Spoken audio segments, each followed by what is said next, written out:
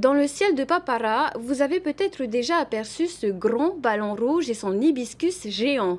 L'unique montgolfière du Fénois prend son envol depuis le site d'Atimaono. À ses commandes, Jean-François Rigolet. Avec son épouse, ils sont parvenus à proposer cette nouvelle activité pour voir de plus haut les couleurs de Tahiti et son lagon. Thomas Chabrol et Noémie Schritt ont pris un peu de hauteur. Regardez. Le soleil n'est pas encore levé. À Timaono, Jean-François Rigolet et son épouse déplient leur ballon et préparent la nacelle de leur montgolfière, un engin unique en Polynésie. On va commencer par gonfler l'enveloppe avec le ventileur pour mettre de l'air froid. Et comme tout le monde le sait, l'air chaud est plus léger que l'air froid.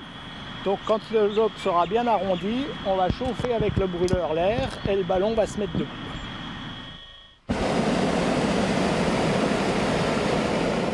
Pour bénéficier des meilleures conditions aérologiques, les vols se font le matin. Pendant 2 heures, le temps que les températures montent, il n'y a quasiment pas de vent. À la différence d'une montgolfière classique, celle-ci est équipée d'une hélice et la nacelle permet d'avoir les pieds dans le vide. Elle est classée comme un ULM par les services de l'aviation civile. Et comme on est sur une île et que les vents nous emmènent à droite ou à gauche, il faut qu'on puisse revenir au point de décollage. Et la seule solution, c'est de mettre un moteur d'ULM. Il faut la licence de pilote de ULM et la licence de pilote de montgolfière. Le ballon de 15 mètres de circonférence et 20 mètres de haut est gonflé. Un peu d'excitation, ouais. Plutôt ça. Et un peu d'appréhension aussi, mais je me sens en sécurité. Pas de souci. Tout en douceur, la montgolfière prend de la hauteur. Aux commandes, le pilote peut se diriger le long du littoral, du lagon ou au-dessus du golfe pour avoir une vue à couper le souffle à 300 mètres d'altitude.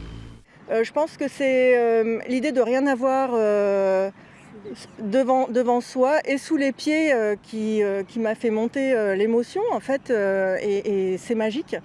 Jean-Louis a multiplié les vols aux 4 coins du monde. Il lui a fallu 3 ans pour obtenir le feu vert et voler tel un oiseau au-dessus de Tahiti.